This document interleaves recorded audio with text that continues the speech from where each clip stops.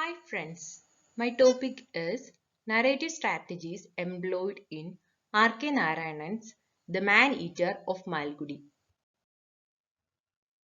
Who is R.K. Narayanan? R.K. Narayanan is among the well-known and most widely read Indian novelists in English. His literary arena comprises 40 novels, 6 short stories, 2 autobiographies, a number of travelogues, besides a version of Ramayana and Mahabharata and contributions to newspapers and magazines.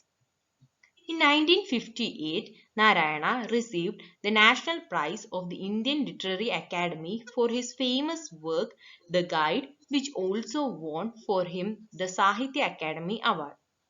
His well-known works are Swami and Friends, that is in 1935, The Bachelor of Arts 1937, Malgudi Days 1942, The Guide 1958, The Man-Eater of Malgudi 1962, and many more. The one distinctive feature of Narayana's literary genius is his art of storytelling. He is a master narrator. The Man-Eater of Malgudi. The Man-Eater of Malgudi is the ninth novel of R.K. Narayanan, and critics believe that it is his finest work. It was published in 1961. The novel is casted in a mythical framework, and the story of the novel is a recreation of an old Hindu myth, that is myth of Bhasmasura in modern form. The novel is considered to be a mythical comedy because it deals with the absurdities of modern South Indian society. The story is also a blend of realism as well as fantasy. The myth of Bhasmasura is that it is a story of a demon named Bhasmasura. Bhasma means ash and Asura means demon.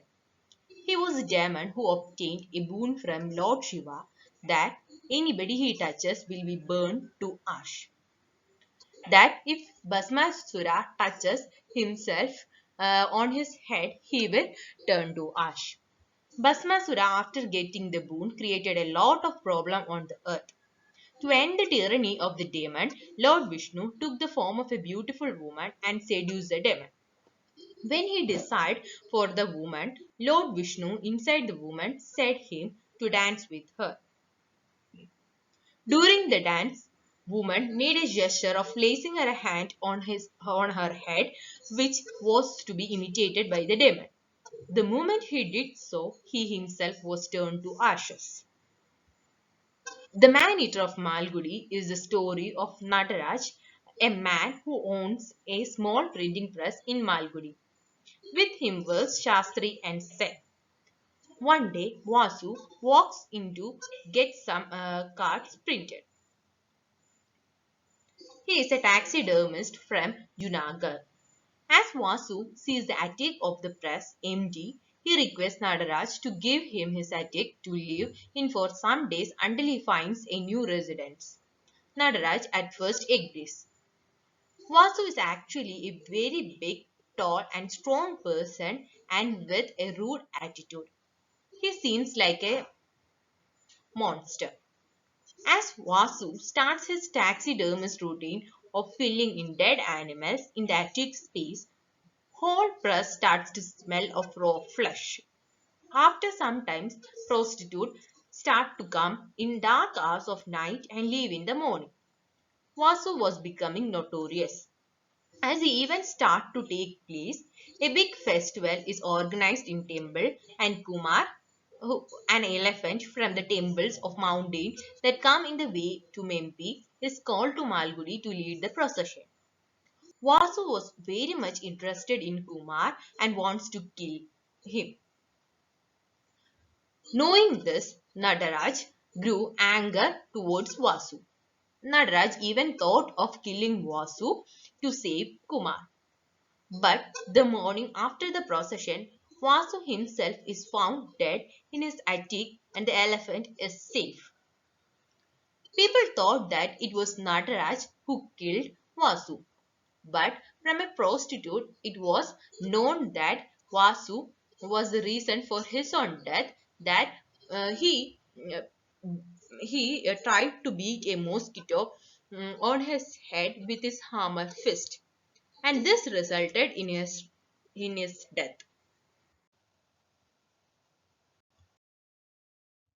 Now, I am going to describe you about the narrative techniques employed by R.K. Narayanan in his works. The first technique is that there are two parts in his works, that is, an internal surface of the novel and an outer surface of the novel. In the novel The Man-Eater of Malgudi, there are also two parts, that is, Man-Eater and Malgudi. Man-Eater is the internal surface of novel and Malgudi is the outer surface of the novel. The second part of the novel, Malgudi, indicates the particular place or locality where the various events and incidents narrated in the novel take place. Malgudi in South India, essentially a country of the mind, provides the setting to the novel. A number of its localities such as Market Road, Kabir Street, Sarayu River, the Taluk Office, the Lowly Extension, the Membi Forest are mentioned. An account is also given of the professions, beliefs, customs, superstitions, traditions, etc. of the people. The internal part of the novel, man-eater, means a tiger that has once tasted human blood and so attacks human beings whenever it gets an opportunity to do so. But there is no man-eater in Malgudi in the literal sense. But there is Vasu, the taxidermist, who is as destructive as a man-eater. Thus, the inner surface deals with the real part of the novel and external surface deals with the outer appearance of the locality. The next technique used by Narayanan is in structure of narration and character. There are two main characters in this novel. They are Vasu and Nadaraj. Nadaraj is the center figure in the novel and entire action and the other characters are looked at through his eyes. And his point of view is always trust, but he is an unheroic hero, a passive character. He is the one who suffers and endures rather than a man who causes suffering to others. He does not act, but he is acted upon. There are 12 episodes and various incidents in the novel, and there is no unity except the unity provided by the fact that same person Vasu appears in all of them. There is much superfluity. Too much space has been devoted to Vasu's varied activities. A number of characters appear for a short duration and they play their respective roles and then disappear. The forest officer, the bus conductor, the driver, the DSP, the inspector police, Muthu, the adjournment lawyers, and many more. Thus, there is an episodic looseness in the novel.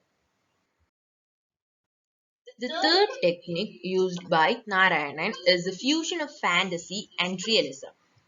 Narayanan is a pure Indian writer both in letter and spirit, and that is why there is both the realistic and the fantastic in his novels, and both these elements are successfully fused to form an organic whole, as in The Man-Eater of Malgudi. The narrative, the dialogues, the setting, and the characters are real in the novel, but these are stuffed with fantasy which is seen in his use of Indian myths, legends, and folklore. In The Man-Eater of Malgudi, the event tenor of Malgudi life is disturbed by the sudden arrival of Vasu, an out-of-the-way fantastic character with his armor fist, with his overconfidence, with his boost of his scientific outlook, and but all with a mysterious way. His end is as sudden and fantastic as his arrival. He is an evil incarnate and he suddenly destroys himself in the manner of Bhasmasura. Vasu, in striking at a mosquito, destroys himself in the manner of Bhasmasura. So it is clear through this that there is a blend of fantasy and realism in his novels. Now the next technique is the role of myth, that Bhasmasura myth is being used in the novel which has been adopted from Mahabharata. and I'm not going to describe it in detail because I have done it earlier. And going to the next technique, that is the cyclic pattern of order, disorder, order. Narayana's novels, the usual order of life, that is the normality, is disturbed by the arrival of an outsider into the sheltered world of Malgudi or by some flight or uprooting, but in the end there is always a return, a renewal and the restoration of normality. That it is clear that at the beginning of the novel we can see that Nataraj was leading an ordered life, but it was disturbed by the arrival of an outsider, that is Vasu. But at the end we can see that by the death of Vasu, every thing is being again restored to order. Therefore, uh, therefore the technique of cyclic pattern is being clear through this.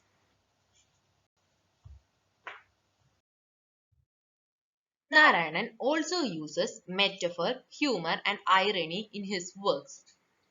Bhasmasura myth used in the novel act as a metaphor, and the humor is being clear through different chapters, that is Nadaraj's consultation with the adjournment lawyer in chapter 5, the opening of chapter 4 when Vasu takes the liberty of taking Nadaraj without warning on an excursion into Mempi forest, and when Nadaraj realizes that Vasu has shot his grandchild's dog, are all examples of humor employed in the work.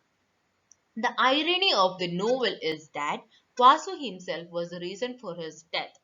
The reason for Vasu's death is because he hit a mosquito on his head by his hammer fist. There are a few more techniques used by Narayanan, that is allegorical method, stylization and improvisation, and the use of cinematic techniques. The allegory is a literary composition with a hidden moral lesson. The Man-Eater of Malgudi is also an allegory, for not only it does narrate an interesting story, but it also represents the conflict of the good and the evil. This allegorical implication of the story become clear with the comparison and the contrast of the character of Nadaraj, the unheroic hero, and Vasu, the anti-hero. The next technique is stylization and improvisation. Narayan's language is very much like the language of the newspaper and the Sunday Weekly and the common use and the Indian makes of it. From the limited vocabulary, Narayanan has fashioned for himself a kind of diction of common life for Indian scene. It is used as a medium which is at once casual and convincing and used with complete confidence. In The Man-Eater of Malgudi, R.K. Narayanan makes a clever use of language which startles the reader. Finally, the last technique used by him in his work, The Man-Eater of Malgudi, is the use of cinematic technique. Cinematic devices used in the novel make the narration marvelous, create a make-believe world for the reader. As in film, the device of parallel editing is employed here to show the parallel action taking place in the story. The movement of the temple procession and the action in the attic of Vasu occurs simultaneously. The author gives audience the benefit of witnessing both the actions by juxtaposing the shots that build up suspense to the maximum level. Thus, the use of humor, irony, metaphor, language, and other narrative techniques make R.K. Narayanan's works different from other Indian writers. All these narrative techniques makes his work fresh, stimulating, provocative, and interesting. Narayanan's greatest achievement was making India accessible to the outside world through his literature. He is regarded as one of the three leading English language Indian fiction writers along with Raja Rao and Mulkraj Anand. And he is considered to be one of the best novelists India has ever produced. Thank you.